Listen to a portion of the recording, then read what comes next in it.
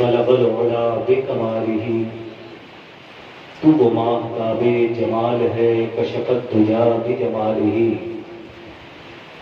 تو وہ شاہکار خصال ہے حسنت جمیع خصالہ، تو ہی آپ اپنی مثال ہے صلو علیہ وآلہ۔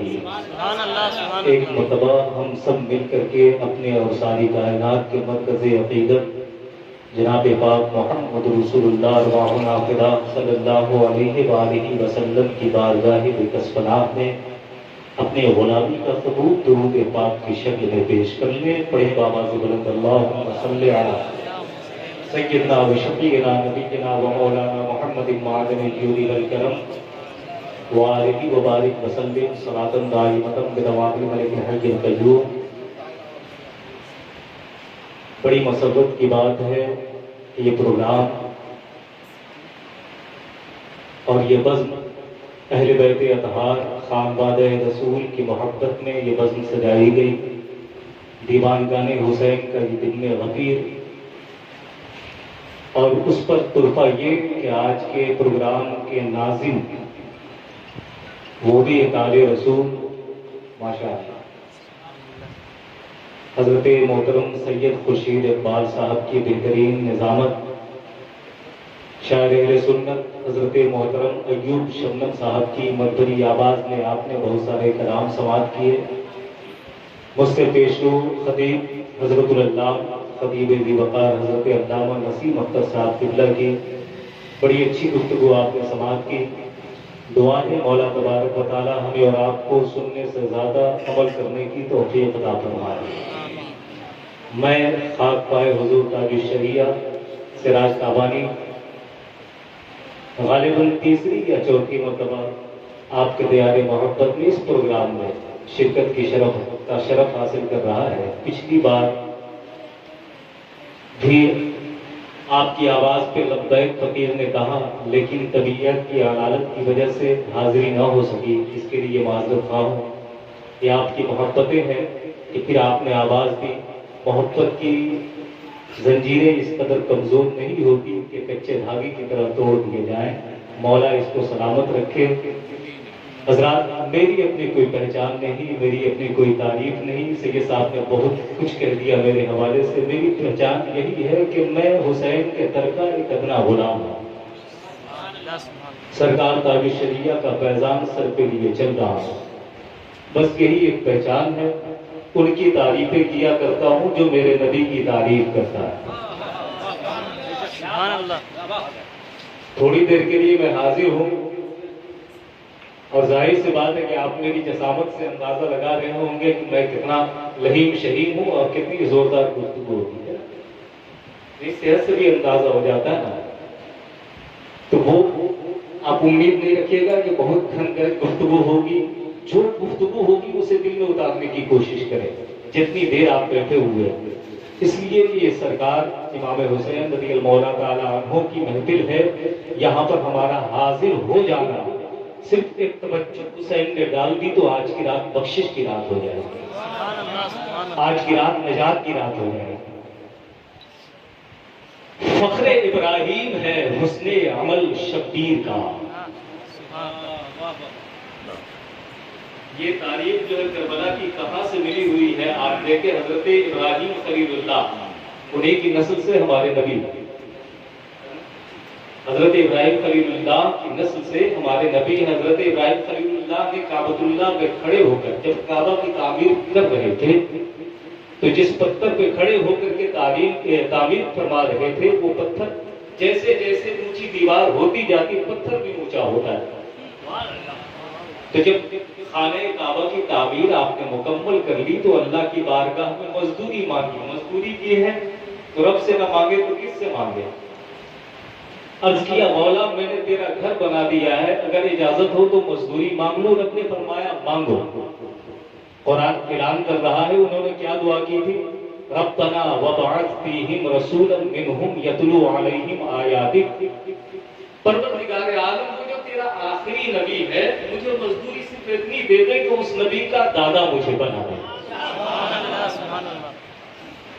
ایک دے دے اس نبی کا دادا بنا دے۔ اور وہ دعا کیسی مقبول ہوئی، حضرت ابراہیم خلیل اللہ کا نقش قدم بھی اس پتھر پہ پڑ گیا، اور وہی پتھر آج مقام ابراہیم کہلاتا ہے نا۔ بہت سارے پتھروں پہ ابراہیم خلیل اللہ کے قدم پڑے ہوں گے، کسی پہ نقش آئے قدم کی چھاپ کسی پہ نہیں، لیکن اس پتھر پہ کیوں پڑ گیا؟ اس لیے کہ اس پتھر کو میلاد رسول سے نسبت ہو گئی تھی، نبی کے ولادت کی دعا کی گئی، لہذا نبی کا ذکر ہوا تو وہ پتھر اتنا عظیم ہو گیا کہ اللہ نے فرمایا کہ اس پتھر کو صحن خانہ کعبہ میں لگا دو، اور حکم فرمایا میرے بندوں جب یہاں آؤ تو صرف طواف نہ کرنا، بس اس مقام ابراہیم کے کھڑے ہو کر کے 2 رکعت نماز ادا کرنا ہے نا، یہ بھی کرنا ہوگا تمہیں۔ وہ عظیم پتھر یاد رکھیے کہ مقام حضرت ابراہیم خلیل اللہ نے آخری نبی کو اپنی نسل میں لانے کے لیے یا ان کا دادا ہونے کے لیے رب کی بارگاہ میں کیوں دعا فرمائی؟ حضرت ابراہیم خلیل اللہ کے عطا کردہ علم سے خوب جانتے تھے کہ جو میرے بیٹے اسماعیل کی قربانی ادھوری رہ جائے گی، اس قربانی کی تکمیل کون کرے گا؟ اسی نبی کے نواسے اس کی تکمیل کریں گے۔ فخر ابراہیم ہے، حسن عمل شبیر کا، کربلا حاصل ہے ان کے خواب کی تعبیر کا، کربلا حاصل ہے ان کے خواب کی تعبیر کا، اور چشم عالم اس لیے ساکت تھی عاشورہ کے دن، چشم عالم اس لیے ساکت تھی عاشورہ کے دن، صبر دیکھا جا رہا تھا حضرت شبیر کا، صبر دیکھا جا رہا تھا حضرت شبیر کا، اور چہرے اکبر میں تھا یوں جلوے نور نبی، عکس جیسے آئینے میں ہو کسی تصویر کا، عکس جیسے آئینے میں ہو کسی تصویر کا، کاش تابانی بھی ہوتا خدمت شبیر میں، کاش تابانی بھی ہوتا خدمت شبیر میں، اپنے ہی سینے پہ لیتا ہر نشانہ تیر کا۔ حضرت امام حسین رضی اللہ تعالیٰ عنہ کے حوالے سے، ان کی عظمت و رفعت بیان کرنے کے حوالے سے میں نے جس آیت کریمہ کو عنوان سخن بنایا، پروردگار عالم فرماتا ہے، قل، یہ کس سے فرمانا؟ اپنے محبوب سے، اپنے نبی سے، اے محبوب آپ فرما دیں، لا اسألکم علیہ اجرا، کہ میں تم سے کوئی بدلہ اس کا نہیں چاہتا۔ کس کا بدلہ نہیں چاہتا؟ اے لوگوں، میں نے جو تمہیں دین دیا، ایمان کی دولت عطا کی، قرآن دیا، جہنم سے تمہیں بچایا، جنت کی راہ دکھائی، میں نے تمہارے لیے پتھر کھائے، میری راہ پہ کانٹے بچھائے گئے، تمہارے لیے بھوکا پیاسا رہا، میں نے دندان مبارک شہید کروائے، اتنی مشقتیں میں نے برداشت کی، یہ تمہارے لیے اب سب کچھ تمہیں عطا کیا، تو جو کچھ بھی تمہیں عطا کیا اس کا کوئی بدلہ میں تم سے نہیں چاہتا، کوئی بدلہ میں تم سے نہیں چاہتا، الا المودۃ فی القربى، لیکن ہاں میری اہل بیت سے محبت کرنا۔ ایک بات غور سے سنیے، توجہ حاضر رکھیے گا، آپ نے تمہید اگر تھوڑی سی سمجھ لی تو میرا خیال یہ ہے کہ اگلی گفتگو آپ کے لیے آسان ہو جائے گی۔ کوئی اگر کسی سے 2 گھنٹے آپ کام لیں، مزدوری لے، تو اس کا حق ہے کہ وہ آپ سے مزدوری مانگے۔ 2 گھنٹے آپ نے کام کروایا تو اس کا حق بنتا ہے کہ وہ مزدوری لے۔ اگر آپ نے مزدوری دیا اور اس نے کہہ دیا نہیں لیتا، تو پھر اس کے اعلیٰ ظرفی کی علامت ہے نا، کہ مزدوری بھی کیا اور مزدوری لینا بھی نہیں چاہتا، معاوضہ لینا بھی نہیں چاہتا، اجرت لینا بھی نہیں چاہتا، بڑا اخلاق کا بلند ہے، بڑا اعلیٰ کردار کا مالک ہے، ایسا محسوس ہوگا کہ اس شخص نے سب کچھ کرنے کے باوجود ہم پر احسان کر دیا کہ مزدوری بھی کی، مزدوری بھی نہیں دی، حالانکہ اس کا حق تھا۔ یہاں پہ حضور صلی اللہ علیہ وسلم اگر کچھ نہ مانگتے تو اعلیٰ کردار کی علامت ہوتی، اعلیٰ ظرفی کا اعلان ہوتا، لیکن نہیں، رب فرما رہا محبوب ان سے مانگو، ان سے مانگے آپ، کل آپ ان سے کہیں اپنی امت سے، کیوں؟ اس لیے کہ اگر کوئی مزدوری کرنے کے بعد اجرت مانگتا ہے تو اس مزدور کا فائدہ ہوتا ہے، لیکن اگر آپ انہیں سب کچھ دینے کے بعد ان سے اجرت مانگیں گے تو اس میں آپ کا فائدہ نہیں، انہی کا فائدہ ہے۔ جن سے مزدوری مانگی جا رہی ہے انہی کا فائدہ ہے، اور کیا مزدوری ہے کہ آپ کی اہل بیت سے محبت کرے، آپ کے قرابت سے محبت کرے، اگر یہ اہل بیت سے محبت کرنے لگیں گے تو ان کا کردار بھی اہل بیت جیسا ہو جائے گا، ان کا کیریکٹر بھی اہل بیت جیسا ہو جائے گا، ان کا اخلاق بھی اہل بیت جیسا ہو جائے گا۔ محبوب مانگے، اس مانگنے میں آپ کا کوئی فائدہ نہیں، آپ کی امت ہی کا فائدہ ہے۔ اسألکم علیہ اجرا الا المودۃ فی القربى، اے محبوب آپ فرما دے کہ میں نے جو کچھ تمہیں عطا کیا، جو تم پر احسان کیا، اس کا کوئی بدلہ نہیں چاہتا، بس میری اہل بیت سے محبت کر دیا۔ ابھی آپ نے سنا نا اہل بیتی کا سکینت نوح کی تشریح فرما رہے تھے حضرت علامہ، میری اہل بیت نوح کی کشتی کی طرح ہے۔ نوح کی کشتی کی طرح کیا مطلب؟ جب طوفان نوح آیا تو وہی بچے جو اس کشتی میں تھے، اس کے علاوہ کوئی نہیں بچا، جہاں تک کہ حضرت نوح کا بیٹا اسے چھوڑ دیا گیا روگردانی کی وجہ سے، تو وہ بھی ہلاک ہو گیا، ہے نا۔ جتنے اس کشتی میں بیٹھ گئے وہی محفوظ رہے۔ نبی نے فرمایا میری اہل بیت نوح کی کشتی کی طرح ہے، نوح کے سفینے کی طرح ہے، جو اہل بیت کے دامن سے چمٹ گیا وہی محفوظ رہ سکتا ہے۔ سبحان اللہ۔ اگر محفوظ رہنا ہے، اس لیے نبی نے جاتے جاتے فرما دیا نا، میں تمہارے سامنے دو چیزیں چھوڑ جا رہا ہوں، ایک قرآن، دوسری میرے اہل بیت، ہے نا۔ ان دونوں کو مضبوطی سے تھامے رکھنا۔ تو کچھ لوگوں نے قرآن کو اتنی مضبوطی سے تھامے رکھا کہ اہل بیت کو چھوڑ دیا، ہے نا۔ اب کچھ نے اہل بیت کو اتنی مضبوطی سے پکڑا کہ قرآن کو بھول گئے، دونوں گمراہ ہو گئے۔ قرآن چھوڑا جب بھی گمراہ، اہل بیت کا دامن چھوڑا جب بھی گمراہ۔ نبی نے فرمایا کہ اس خاموش قرآن کے ساتھ حسین جیسا بولتا ہوا قرآن جا رہا ہے، ان دونوں کو مضبوطی سے تھام لو، کبھی گمراہ نہ ہوگے۔ الحمدللہ اہل سنت والجماعت ہی ایسی جماعت ہے جو قرآن کو بھی مضبوطی سے تھامے ہوئے ہے، اہل بیت کا دامن بھی تھامے ہوئے ہیں، جن کے نزدیک اہل بیت کی عظمت بھی روز روشن کی طرح آیا ہے، صحابہ کی عظمت کے بھی قائل ہے۔ اہل بیت، ہاں یہ اہل سنت والجماعت، اللہ کا کرم ہے کہ اللہ تبارک و تعالیٰ نے ہندوستان کی حکمرانی کے لیے بھی اگر کسی کا انتخاب کیا تو اپنی آل کا انتخاب کیا، شہزادہ حسین کو بھیج دیا، ہندوستان کی رکھوالی کے لیے معین الدین کو بھیج دیا، شہزادہ حسین تشریف لائے۔ دیکھیے ملک کی حکومتیں بدلتی رہتی ہیں، ان کے لباس تبدیل ہوتے رہتے ہیں، لیکن الحمدللہ حقیقی تاجدار کی حیثیت سے غریب نواز کی کشور کشائی نے کبھی ملک ہندوستان کے دامن کو میلا نہیں ہونے دیا۔ بالخصوص آزادی کے بعد دہلی میں چاہے حکومت کسی کی رہی ہو، سکہ غریب نواز کے نام کا ہی چلتا رہا۔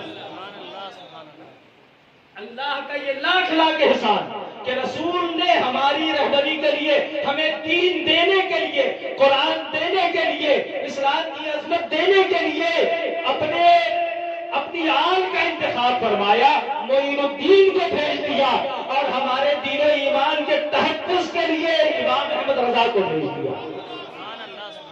کہ جو دین معین الدین نے دیا، جو قرآن معین الدین نے دیا، جو ایمان کی دولت غریب نواز نے دی ہے، ایمان دیا غریب نواز نے، ایمان بچایا ہے امام احمد رضا نے، قرآن دیا غریب نواز نے، قرآن کی عظمتوں کو سلامت باقی رکھا ہے امام احمد رضا نے، ورنہ مٹانے والے کیا کچھ کوشش نہیں کرتے۔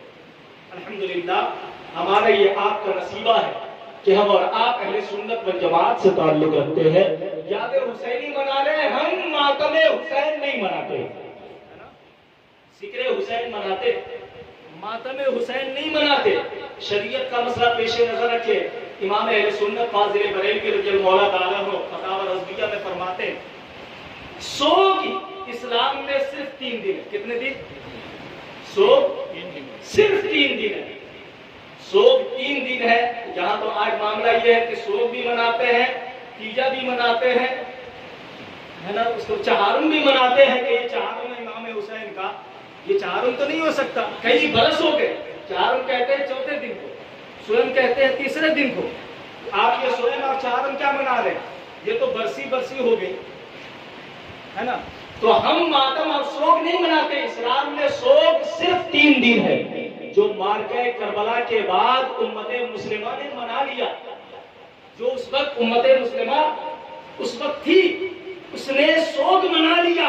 اب ہم سوگ نہیں مناتے ہیں، یاد منایا کرتے ہیں، یاد منایا کرتے ہیں، ذکر حسین منایا کرتے ہیں. اور اعلیٰ حضرت آگے لکھتے ہیں کہ ماتم یہ یاد منانے کا مطلب یہ نہیں ہے کہ سینہ کو بھی کی جائے، بال نوچے جائے، بال بکھیر کر چلا جائے، سر پر خاک ڈالی جائے، اپنے بدن کو نقصان پہنچایا جائے. یہ محبت کی علامت نہیں ہے اور یہ غم منانے کا انداز نہیں ہے. غم کا تعلق دل سے ہے، غم کا تعلق دل سے ہے، دکھاوا سے نہیں. یاد منائے یاد. اعلیٰ حضرت فرماتے جہاں تک غم کا تعلق ہے، ارے جس کے دل میں غم حسین نہ ہو وہ اس بات کا غم کرے کہ غم حسین کیوں نہیں ہے. اس کو یہ غم ہونا چاہیے کہ حسین کا غم کیوں نہیں ہے دل میں. تو غم کا تعلق دل سے. الحمدللہ ادب و احترام کے دائرے میں کہ اللہ تبارک و تعالی ہمیں اور آپ کو وہ جو ارحم الراحمین ہے، امام حسین شہید ہو گئے اور قیامت تک کے مسلمانوں کو یہ سزا دے دے گا پروردگار کہ اپنے آپ کو چھلنی کرتے رہو، اپنا خون بہاتے رہو. وہ پروردگار عالم اور اس کے بھیجے ہوئے محبوب نے ہمارے خون کی سلامتی کے لیے اپنے دندان مبارک کو شہید کروایا، اپنے نواسے کو کٹوایا. اور آج بھی ہم خون بہاتے ہیں. اپنے آپ کو یاد رکھیے کہ یہ جسم جو ہے اللہ کی امانت ہے. یہ جسم، یہ مت سمجھیے کہ آپ اس کے مالک ہیں. جسم کے مالک آپ نہیں ہے، یہ اللہ کی امانت ہے. اس کو نقصان پہنچانے کا آپ کو کوئی حق حاصل نہیں ہے. آپ کو یہ حق حاصل نہیں ہے، ورنہ خودکشی حلال ہوتی ہے نا. خودکشی حرام کیوں ہے، حلال کیوں نہیں ہے بھائی؟ اس لیے کہ یہ جسم آپ اس کے مالک نہیں ہے، یہ اللہ کی امانت ہے. آپ نے امانت میں خیانت کی.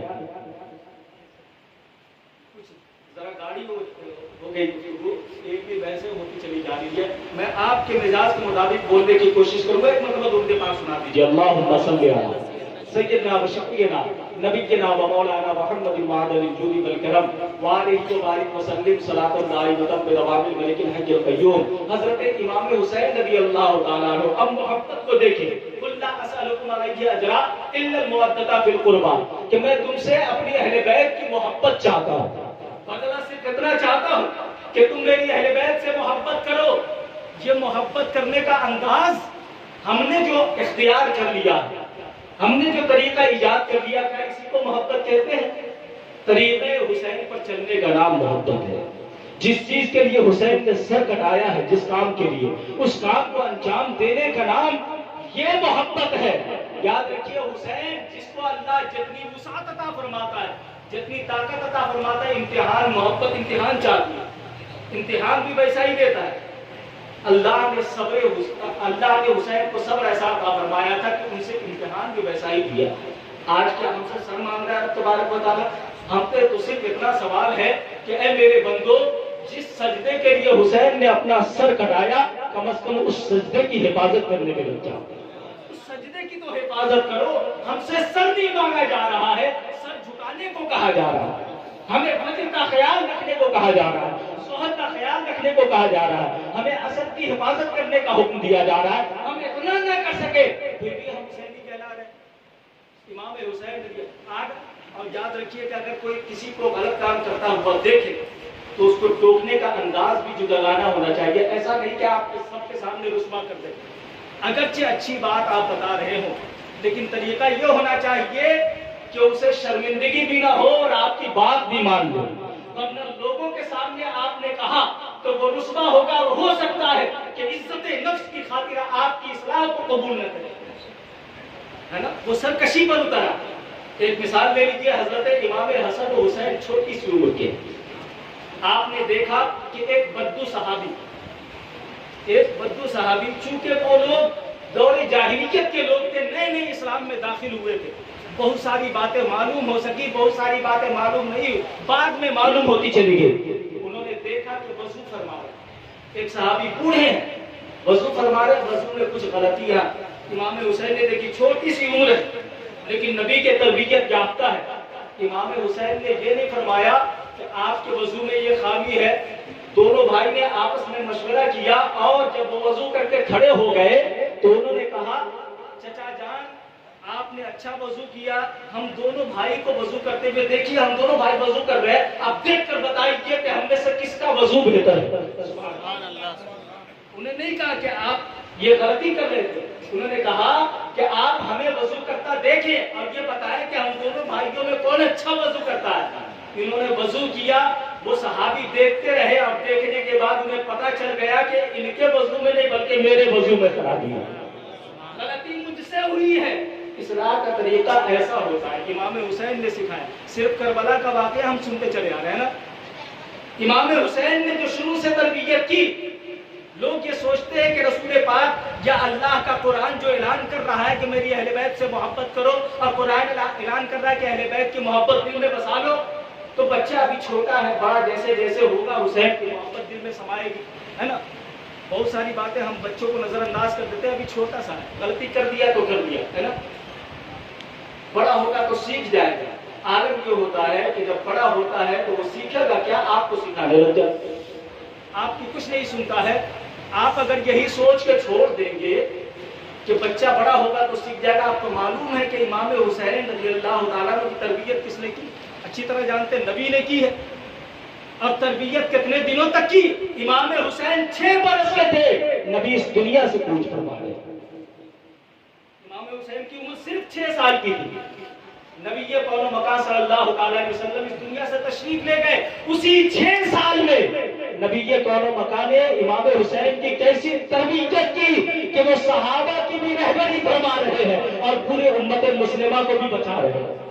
سبحان اللہ۔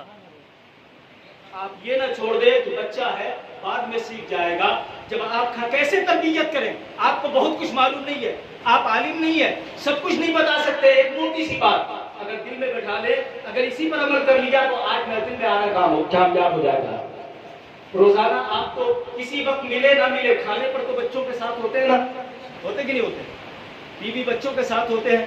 جب آپ کے سامنے دسترخوان لگایا جائے، آپ کے بچے ساتھ میں بیٹھے اور کھانا کھانا آپ شروع کریں، کھانا تناول کرنا شروع کریں، تو آپ کہیں بسم اللہ کرنے سے پہلے میرے بیٹوں تمہیں معلوم ہے کہ جو کھانا یہ نعمت سامنے رکھی ہے نا، اللہ نے اسے بھی دیا ہے تو نبی کے صدقے میں دیا ہے، حسین کے صدقے میں دیا ہے، نبی کے شہزادوں کے صدقے میں عطا فرمایا۔ اللہ نے سب کچھ دیا تو مصطفیٰ کے صدقے میں ہے، لہذا نعمت کو ہاتھ پاک میں لگانا، پہلے مصطفیٰ پر اور آل نبی پر درود تو پڑھو۔ سبحان اللہ۔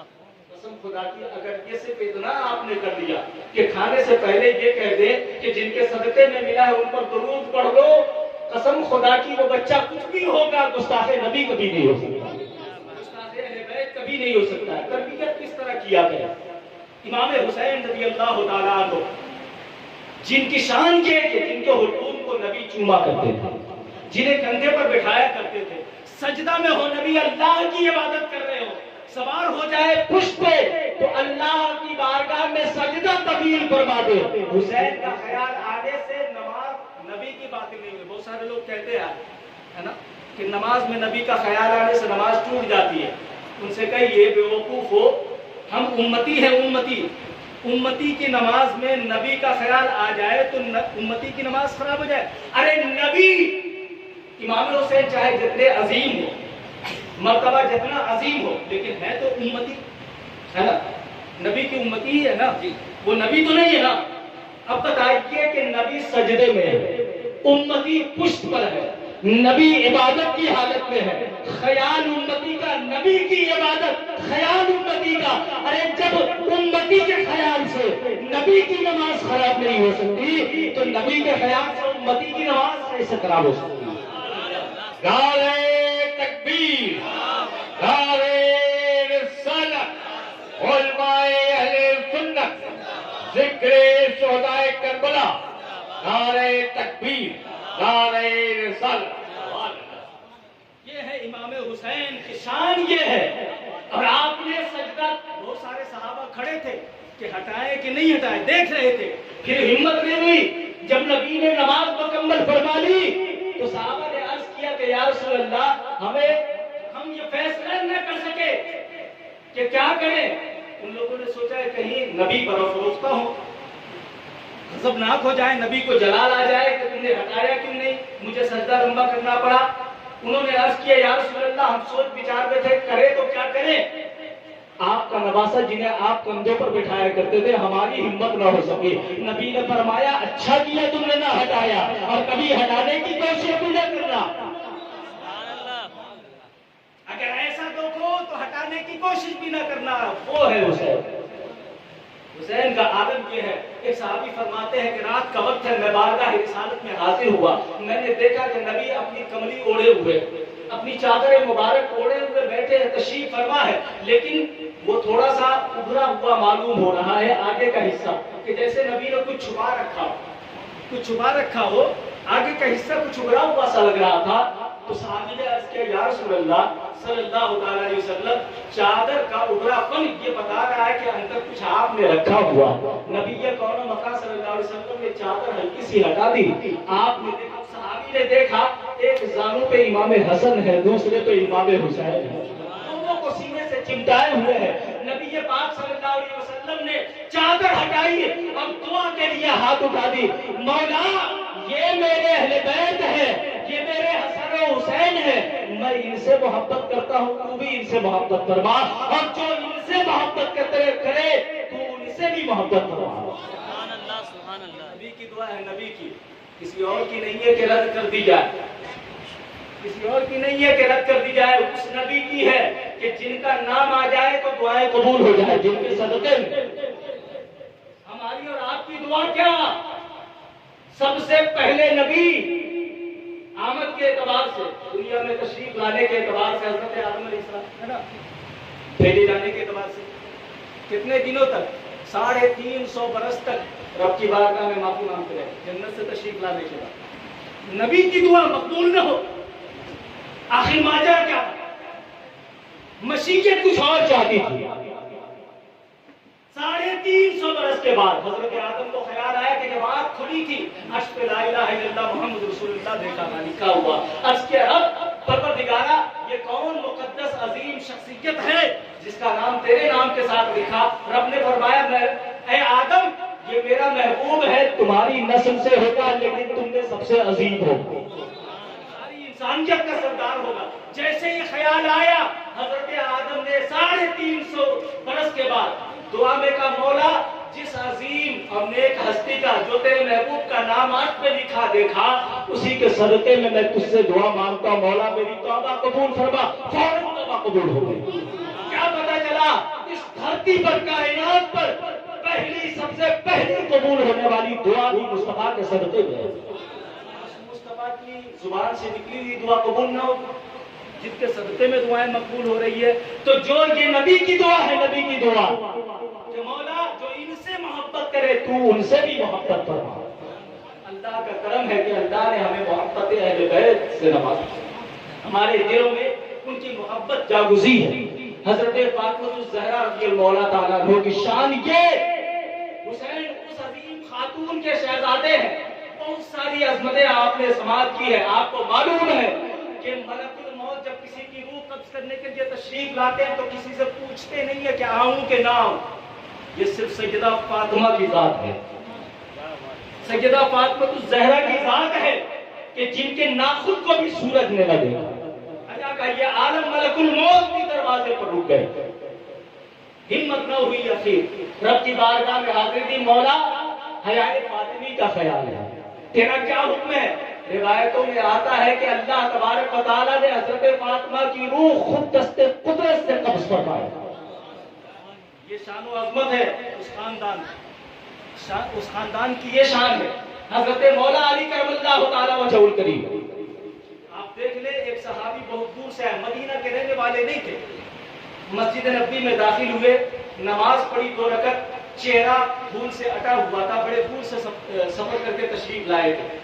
دیکھا بھوکے تھے تو دیکھا کہ ایک ضعیف شخص جو ہے مسجد نبوی کے کونے میں بیٹھ کر کچھ کھا رہا ہے, تو سوچا بھوکے ہیں, قریب چلے گئے, کہا کہ حضور اگر اجازت ہو تو مجھے بھی اپنا مہمان بنا لے, مجھے بھی اپنا مہمان بنا لے.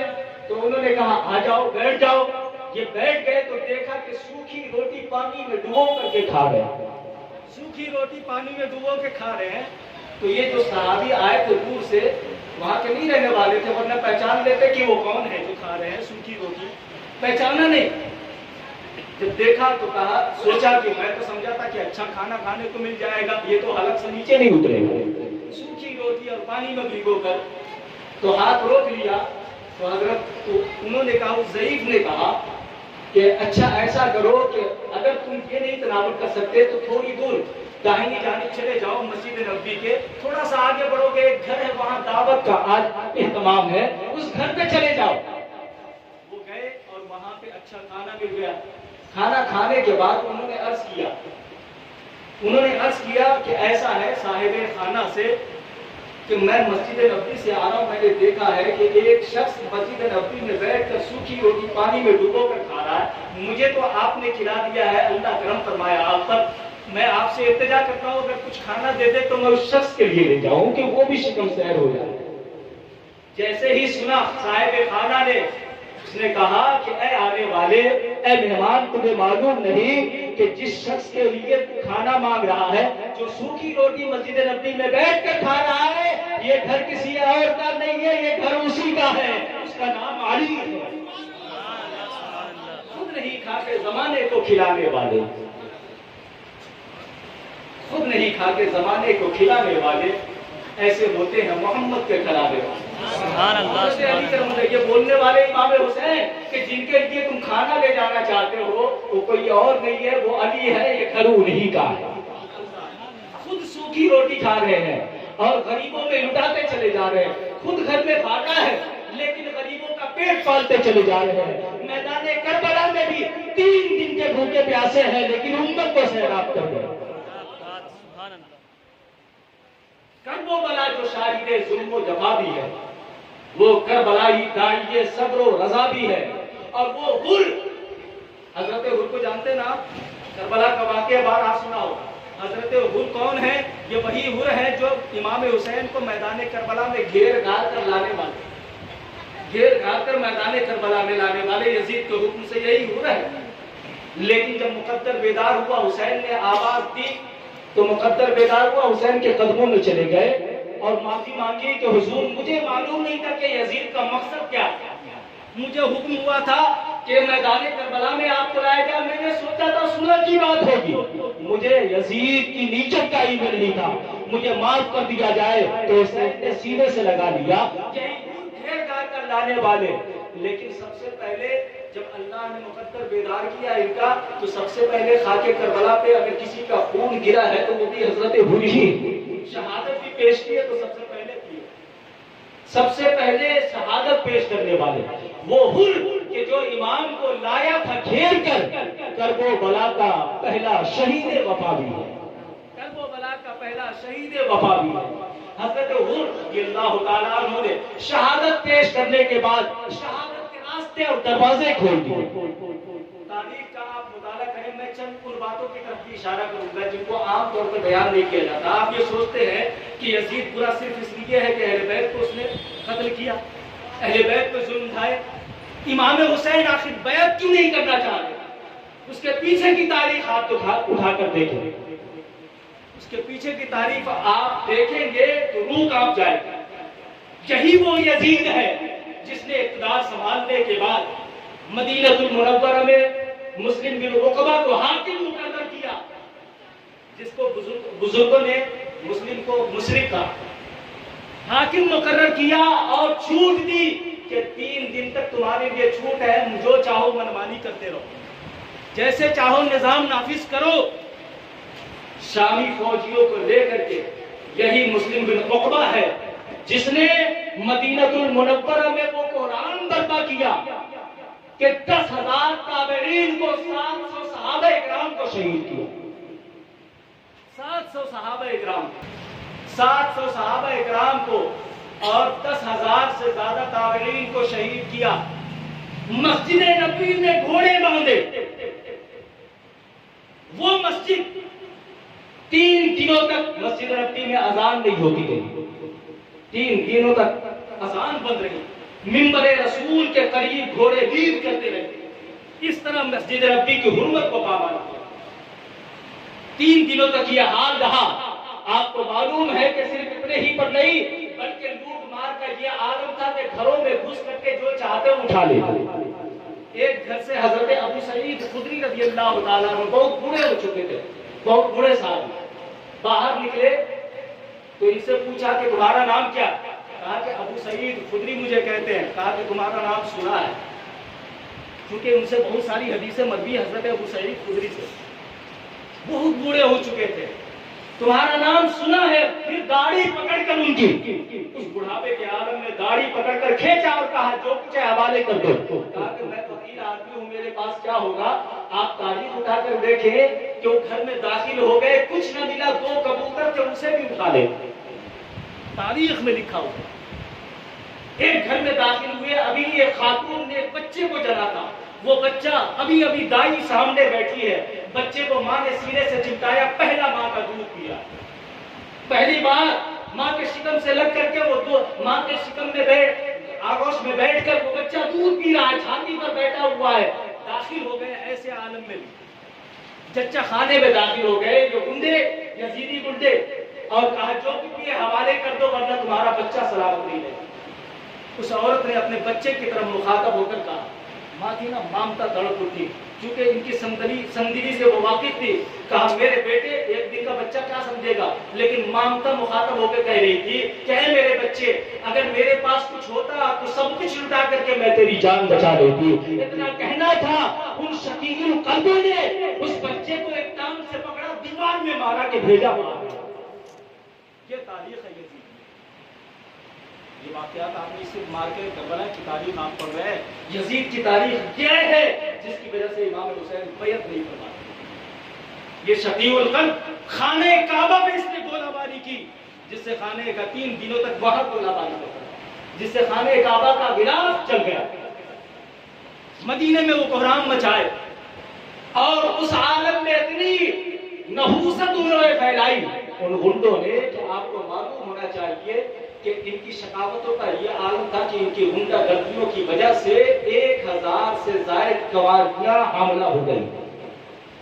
آپ اندازہ کر رہے ہیں یہ کم بڑا گناہ ہے؟ تو آج کے زمانے کے ظالم بھی نہیں کرتے، جو یزیدیوں نے کیے، مدینہ الرسول کی خواتین کی عزت کو پامال کیا، 1000 سے زائد قواریاں حاملہ ہو گئی۔ تاریخ اٹھا کر دیکھو، حضرت امام حسین نے بیعت کرنے سے انکار کر دیا، سمرتن کرنے سے، آپ کی بولی میں سمرتن کرنے سے انکار کر دیا، چونکہ وہ فوج لے کر آئے تھے، اور امام حسین رضی اللہ تعالیٰ عنہ کے پیچھے بعد میں یہ کیوں پڑ گئے کہ یہ بیعت کر لیں؟ وجہ یہ تھی کہ وہ جانتا تھا، یزیدی جانتے تھے کہ اگر امام حسین نے بیعت نہیں کی تو جو امام حسین کے اب بھی ماننے والے جانثار ہیں وہ کبھی بیعت نہیں کریں گے۔ اس لیے وہ چاہتا تھا کہ حسین صرف ہاتھ دے دے تو سارا زمانہ مجھے مان لے گا، لیکن حسین سر تو دے سکتے تھے، ہاتھ نہیں دے سکتے تھے ایسے ظالم کے ہاتھ پہ۔ انہوں نے کہا کہ میں اپنا 6 ماہ کا بچہ بھی قربان کروں گا، اپنا جوان بیٹا بھی قربان کروں گا، اپنے بھانجوں کو بھی قربان کروں گا، پورا خاندان رسول کو لٹا دوں گا، یہاں تک کہ اپنا سر بھی دے دوں گا، لیکن یزید کے ہاتھ پہ ہاتھ نہیں دے سکتا۔ آج بھی کچھ ایسے یزیدی زندہ ہے جو امیر المومنین یزید کو کہتے ہیں، آپ جانتے ہیں نا، ایسے کے فالوور ہمارے نوجوان ہوتے چلے جا رہے ہیں، ذاکر نائک جیسے مردودوں کے یزید کو امیر المومنین کہنا، ایسے ظالم کو جنہوں نے صحابہ کرام کو شہید کیا، جنہوں نے مستورات کی عزت پامال کی، مدینہ الرسول کی حرمت کو پامال کیا، شہزادے رسول کو شہید کیا، رسول کے پورے خاندان کو شہید کر دیا، اور عالم یہ ہے، آپ کو معلوم ہے امام حسین رضی اللہ تعالیٰ عنہ میدان کربلا میں جب تشریف فرما ہوئے 3 دن سے 7 آج ہی کے دن سے نا پانی بند تھے، 7 تاریخ آج گزری ہے نا، پانی بند کر دیا گیا، 1 دن گزرا، 2 دن گزرا، 2 راتیں گزر گئی، آخری دن جو 10ویں محرم کی شب تھی، آپ کو معلوم تھا کہ دوسرا دن جو ہے وہ قیامت کا دن ہوگا، قیامت صغریٰ کا دن ہوگا، لہذا آپ نے اپنے غلاموں سے فرمایا کہ اے میرے غلاموں، میں تم پر زور نہیں ڈالتا، میں تمہیں روکتا نہیں ہوں، آنے والوں کے لیے راستہ بند ہے، اس لیے کہ میں جانتا ہوں کہ ان کا حشر کیا ہوگا، جو میرا ساتھ دینے کے لیے آئیں گے، آنے والوں کے لیے راستہ بند ہے، لیکن جانوں والوں کے لیے کھلا ہے، جو جانا چاہتا ہے چلا جائے۔ اپنے غلاموں کو یہ اجازت دی، لیکن غلام سارے کے سارے غلام بیٹھے رہے، ایک بھی اپنی جگہ سے نہ ہلے۔ تو امام حسین نے سوچا کہ شاید ہو سکتا ہے کہ یہ شرمندگی کی وجہ سے نہ جا رہے ہوں کہ اٹھیں گے تو سب لوگ دیکھیں گے سوچیں گے کیا ایسے وقت میں ساتھ امام حسین کا ساتھ چھوڑے جا رہے ہیں، نبی کے نواسے کا ساتھ چھوڑے جا رہے ہیں، اس لیے کہیں نہیں بیٹھے ہوئے ہیں لوگ، لہٰذا امام حسین نے چراغ بجھا دیا، چراغ بجھا دیا اور فرمایا کہ اندھیرے میں کسی کو نہیں دیکھ رہا ہوں، جسے نکلنا ہے نکل جائے، جسے جانا ہے چلا جائے۔ تھوڑی دیر تک چراغ بجھا ہوا رہا، تھوڑی دیر کے بعد امام حسین نے چراغ جلایا تو کیا دیکھا، جو جہاں بیٹھے تھے وہی بیٹھے ہوئے، ایک بھی اپنی جگہ سے نہ ہلا۔ حضرت مسلم بن اوسجا کھڑے ہو گئے، عرض کیا کہ اے میرے نبی کے نواسے، آپ نے کیا سوچا ہے کہ آپ کے غلام آپ کا ساتھ ایسے میں چھوڑ جائیں گے؟ ارے جب تک ہماری رگوں میں ہمارا خون دوڑ رہا ہے، ہماری سانسیں چل رہی ہے، آپ کی طرف ایک تیر بھی نہیں آئے گا، ہمارا سینہ پہلے حاضر رہے گا، آپ کے غلاموں کا سر پہلے کٹے گا، بعد میں خان باد رسول کی طرف کوئی آنکھ اٹھا کر دیکھے۔ یہی حضرت مسلم بن اوسجا ہے کہ جب شہادت ہوتی ہے نا ان کی، المختصر میں بیان کر رہا ہوں، آپ تو روزانہ سن رہے ہیں، میں کچھ تھوڑی تھوڑی باتیں اور فکر کی لائنیں دیتا چلا جا رہا ہوں۔ حضرت مسلم بن اوسجا جب شہید ہوئے، امام حسین نے ان کا سر گود میں رکھا، گود میں رکھے ہوئے بیٹھے ہیں، اور اتنے میں دیکھا کہ ایک چھوٹا سا 9 یا 10 سال کا بچہ میدان کربلا میں چھوٹی سی تلوار لیے بھاگا جا رہا ہے۔ آپ نے اپنے چاہنے والوں کو آواز دی کہ ارے کوئی اس بچے کو پکڑو، یہ کس کا بچہ ہے جو میدان کی طرف بھاگا جا رہا ہے؟ بچے کو پکڑ کر لایا گیا اور پوچھا امام حسین نے، بیٹے کہاں جا رہے ہو؟ کہا کہ میدان کربلا میں جا رہا ہوں۔ کہا کیوں جا رہے ہو؟ کہا آپ کی عظمت پر اپنی جان قربان کرنے جا رہا ہوں۔ اللہ 10 سال کا بچہ ہے۔ کہا کہ بیٹے تجھے کس نے سجا کر بھیجا ہے؟ کہا میری ماں نے مجھے سجا کر بھیجا ہے۔ تو کس کا لال ہے میرے بیٹے؟ یہ تو بتا تو کس کا شہزادہ ہے؟ تیرا باپ کون ہے؟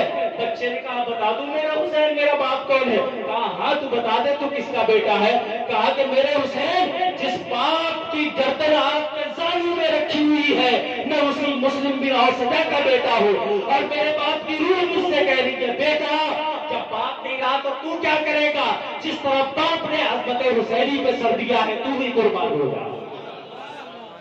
حسین کے دیوانوں نے اس طرح قربان کر دیا، حسین کے چاہنے والوں نے اس طرح قربانی کی پیش کی ہے، اور ہم سوچتے ہیں کہ صرف سینہ پیٹنے کا یا حسین کرنے کا نام حسینی ہونا ہے۔ یہ غلط فہمی ہماری اور آپ کی۔ یہ محرم کا مہینہ جیسے آتا ہے، شروع ہوتے ہی ایسا طوفان بدتمیزی بچاتے ہیں ہمارے نوجوان، اللہ کی پناہ، مجھے معاف کریں گے اگر کسی کو برا لگے گا۔ جیسے ہی محرم کا مہینہ شروع ہوا، دیکھنے والے دنیا دار دیکھ کر کہہ دیں گے کسی اینگل سے کوئی مسلمان معلوم نہیں ہوگا۔ ابھی دیکھ لیجئے مسلمان کو کوئی بچے بیگ باندھے ہوئے جھنجھونے لگا ہوئے جو آوارہ گردی کرتے ہوئے آپ کو نظر آئیں گے، ٹرینوں میں لٹکتے ہوئے چلیں گے، بسوں میں لٹکتے ہوئے چلیں گے، کیا کسی بھی اینگل سے لگتا ہے کہ وہ مسلمان کے بچے؟ امام حسین کا قاصد بنے پھر رہے ہیں، 3 دن تک مارے پھرتے ہیں ایسے عالم میں، ننگے پاؤں پھرتے رہیں گے، ایک وقت کی نماز کا خیال نہیں، اور حسینی ہے۔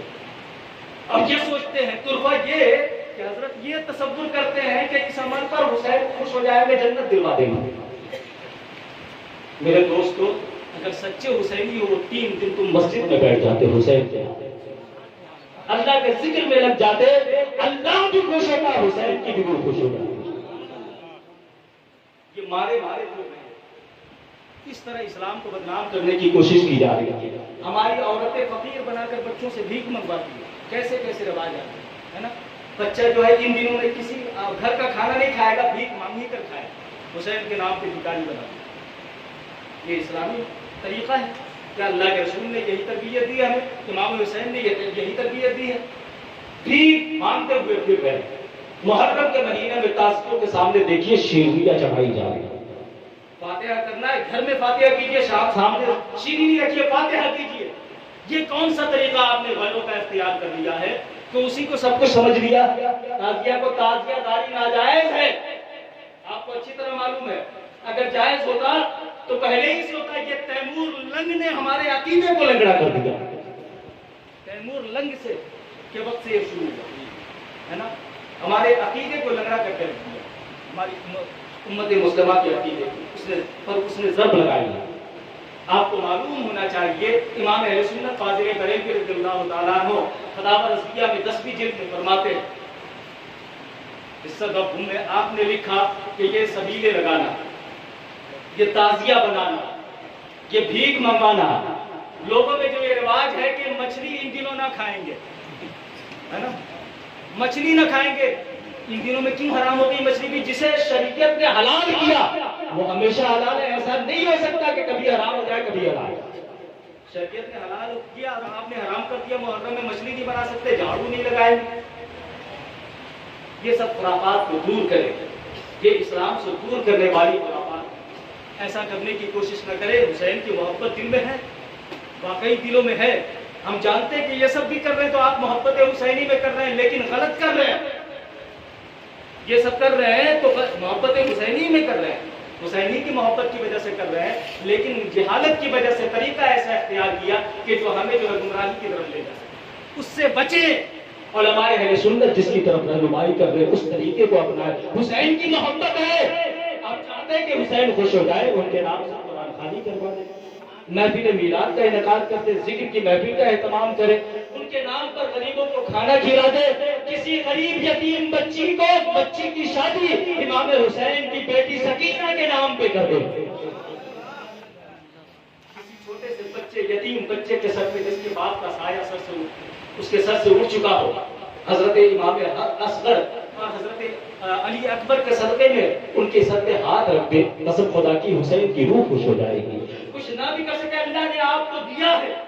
جب 10ویں تاریخ آئے نا، 10ویں تاریخ میں آپ کے علاقے میں جو ہاسپٹل، آپ دوائیاں لے لے ہاسپٹلوں میں چلے جائے، بلا تفریق مذہب و ملت، کسی سے کسی کا مذہب نہ پوچھے کہ تم مسلمان ہو یا ہندو ہو یا کرسچن ہو، سب کو جو ضرورت مند ہے آپ تقسیم کرے، پوچھنے والا پوچھے کہ کس لیے بانٹ رہے ہو، کہتے ہیں کہ حسین کا صدقہ لٹا رہا ہوں۔ سبحان اللہ سبحان اللہ۔ اس طرح امداد کیجیے، حسین کی روح خوش ہو جائے گی، حسین پاک خوش ہو جائیں گے، اور جب حسین خوش ہو جائیں گے، نانا کی بارگاہ میں سفارش کر دی نا، قسم خدا کی بیڑا پار ہے۔ اور حسین جب خوش ہو گئے تو سمجھ جائیے جنتی ہے، اس لیے کہ سردار جنت انہی کو بنا دیا ہے مصطفیٰ، جنتی نوجوانوں کے سردار انہی کو بنایا ہے نبی نے، اس لیے امام حسین کی روح کو خوش کرنے کی سعادت حاصل کرے تو ان کے پاک ایک قدم سنائیے۔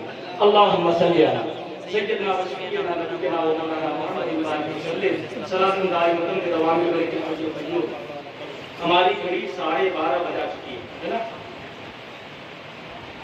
یہ 12 پر بھی ہماری گھڑی جو پہنچی ہے، گھڑی کا کاٹا بڑی آسانی سے نہیں پہنچا، چلتے چلتے یہ 11 کی بارگاہ میں پہنچا، اور 11 سے پہلے بھی 10 کی بارگاہ میں۔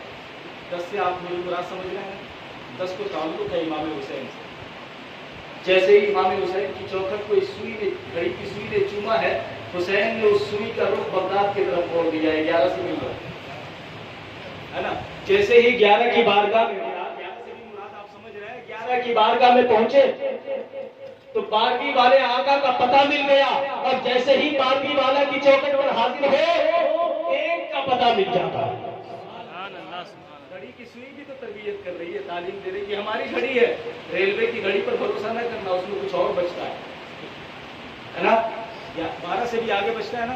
ہماری گھڑی 12 کے بعد 1 بجاتی ہے، ریلوے کی گھڑیاں کتنا بجاتی ہے؟ کہاں تک بجاتی ہے؟ نہیں حضرت بہت کیجیے گا، 24 نہیں بجاتی ہے، 23:59 کے بعد 00 ہو جاتا ہے۔ یہ عدد اتنا خطرناک ہے کہ ریلوے کی گھڑی نے بھی قبول نہیں کیا، بہت بچ کے رہیے گا اس عدد سے۔ اللہ تبارک و تعالیٰ ہمیں اور آپ کو توفیق رفیق عطا فرمائے، جو باتیں بیان کی گئی اس پر عمل کی توفیق رفیق عطا فرمائے۔ حضرت امام حسین رضی اللہ تعالیٰ عنہ کی شہادت کے بعد جو ظلم خان والے رسول پہ ہوا، یہ خیموں میں داخل ہو گئے، امام حسین کے خیمے میں مستورات کے سروں سے چادریں کھینچ لی گئی، شہزادیاں نے رسول کے سروں سے ان لوگوں نے چادر کھینچی۔ حضرت زینب جو اب تک خاموش تھی وہ بلک اٹھی اور فرمایا کہ اے ظالموں، اگرچہ ہماری عزت و عصمت اور ہماری چادروں کی حفاظت کرنے والے شہید ہو گئے، لیکن اتنا تو تم جانتے ہو کہ ہم رسول کی بیٹیاں ہیں، اتنا تو تمہیں معلوم ہے ظالموں، ہمارے سروں سے چادر تو نہ کھینچو۔ لیکن اس کے باوجود شفیع القلبوں نے انہیں نکالا خیموں سے باہر، ایک ہی اونٹ پہ حضرت شیر بانو کو، حضرت زینب کو اور حضرت امام زین العابدین کو 14 سال کی عمر ہے، حضرت امام زین العابدین کی، ایک ہی گھوڑے پہ باندھا حضرت امام زین العابدین کی ماں حضرت شہربانو، حضرت زینب ان کی پھوپھی ایک ہی اونٹ پہ سوار ہے، ایک ہی رسی سے باندھا، دوسرے اونٹوں پہ دوسروں کو باندھا، اور اس طرح یہ قافلہ چلا شام کی جانب، یزید کی بارگاہ میں لے جا رہے ہیں، یزید کے در پر لے جا رہے ہیں۔ اور جب راستے میں گزر ہوا، دیکھا جب میدان سے گزرے تو امام حسین کا لاشا پڑا ہوا تھا، سر تو نیزے پہ بلند تھا۔ حضرت زینب بلک اٹھی، مدینے کی طرف رک کر کے حضرت امام زین العابدین کو غشی آ گیا، دیکھ کر کے حضرت امام حسین کے لاشے کو، جس پر گھوڑے بھی دوڑائے گئے، صرف شہید کر کے نہیں چھوڑ دیا گیا، اتنا ظلم ڈھایا گیا اہل بیت اطہار پہ کہ ان کی لاشوں پہ گھوڑے دوڑائے گئے، ہڈیاں سرما ہو گئی ہوں گی۔ لہٰذا ایسے میں حضرت زینب نے مدینے کی طرف رک کر کے کہا، یا محمد، اے ہمارے نانا جان، آپ دیکھ رہے ہیں کہ آپ کے شہزادوں پر یہاں کے ظالموں نے کیا ظلم ڈھایا ہے۔ آگے وہ قافلہ چلا، رات کے وقت ایک جگہ ٹھہرا قافلہ، تو ایک بوڑھی عورت آئی کچھ کھانا لے کر کے، اور کھانا پیش کرتے ہوئے کہا کہ میں نے سنا ہے کہ خانواد رسول کا ادھر سے گزر ہو رہا ہے، میں چلی آئی کہ نہ جانے کسی خانواد رسول کے کسی شخص سے ملاقات ہو جائے، اس لیے کہ میری عمر تو کافی ہو چکی ہے، ایک زمانے میں میں حضرت فاطمہ کی کنیز رہ چکی ہوں۔ اس ضعیفہ نے کہا کہ اس وقت جب میں رہا کرتی تھی ان کی کنیز، ان کے گود میں ایک چھوٹی سی بچی تھی جس کا نام زینب تھا۔ حضرت زینب نے روتے ہوئے کہا کہ بوڑھی اماں اگر پہچان سکو تو پہچان لو، وہ نسیم میں ہی ہوں جس کا خانوادہ لوٹا، جس کے سارے خانوادے کو کاٹ دیا گیا ہے، جس زینب کو آپ نے چھوٹی سی عمر میں دیکھا تھا وہ زینب وہی ہو۔ اس طرح جو ہے مستورات حسینی پہ اور مستورات رسول پہ اس طرح ظلم ڈھائے گئے، کہاں تک مار کے کربلا کا بیان کیا جائے۔ اللہ تبارک و تعالیٰ ان ظالموں پر روز محشر تک اور روز محشر میں بھی عذابوں کی بھرمار فرمائے، عذاب نازل فرمائے، انہیں جہنم رسید فرمائے۔ ہمیں ہمیشہ اللہ تبارک و تعالیٰ حسین کا غلام بن کر جینے مرنے کی توفیق رفیق عطا فرمائے۔ آخری بات کہہ کے میں رخصت ہو جاؤں کہ یہ جو رواج پڑا ہے، جن باتوں کا ذکر ہوا، جو خرافات ہمارے درمیان پیدا ہو گئے ہیں، ان کی شروعات کہاں سے ہوئی؟ امام حسین کی شہادت کے 300 سال کے بعد۔ ایک تو امام حسین کی شہادت حضور کے 60 سال کے بعد، حضور کی وصال کے 60 یا 58 سال کے بعد یہ مارکہ کربلا پیش آیا، اور مارکہ کربلا کے 300 سال کے بعد عراق میں ایرانیوں نسل ایک شخص داخل ہوا، مسلم کا لبادہ اوڑھ کر کے، اور کوئی وزارت کے عہدے تک پہنچ گیا۔ اس نے سب سے پہلے جب سے اقتدار سنبھال لیا تو سب سے پہلے عراق میں اس نے حکم نافذ کیا کہ 10ویں محرم کو ساری عورتیں، سارے بازار بند کر دیے جائے، عورتیں ساری گھروں سے نکلے اور بال بکھیر کر کے نکلے، سر پہ خاک ڈال کر نکلے، منہ پیٹتی ہوئی نکلے، اور اس طرح معاملہ مچاتی ہوئی، ماتم کرتی ہوئی نکلے۔ یہ جو ہے اس دور میں 300 سال کے بعد یہ رواج پایا، اور آج بھی یہ رواج ہے۔ اب جان لیجئے کہ یہ کس ظالم کا رواج دیا ہوا ہے۔ اور اس کے بعد جو ہے ناصر جو تاتاری تھا، اس نے ایران میں اس سلسلے کو آگے بڑھایا، اور ان کم بختوں نے صحابہ کرام کی شان کا گستاخیاں کی کہ عراق کی ساری مسجدوں کے دروازے پر بالخصوص حضرت امیر معاویہ کے نام کے ساتھ لعنت لکھ دی اس نے۔ اللہ تبارک و تعالیٰ کی لعنتیوں سے ہمیں دنیا میں بھی بچائے اور آخرت بھی محفوظ فرمائے۔ یہ قصہ لطیفہ بھی ناتمام ہے، مارکہ کربلا اگر زندگی پر بھی بیان کیا جائے، حسین کے ذکر کیا جائے تو ختم نہیں ہوگا۔ دعا ہے کہ مولا تبارک و تعالیٰ سننے سے زیادہ ہمیں سچا حسینی بن کر جینے اور مرنے کی توفیق عطا فرمائے۔ والسلام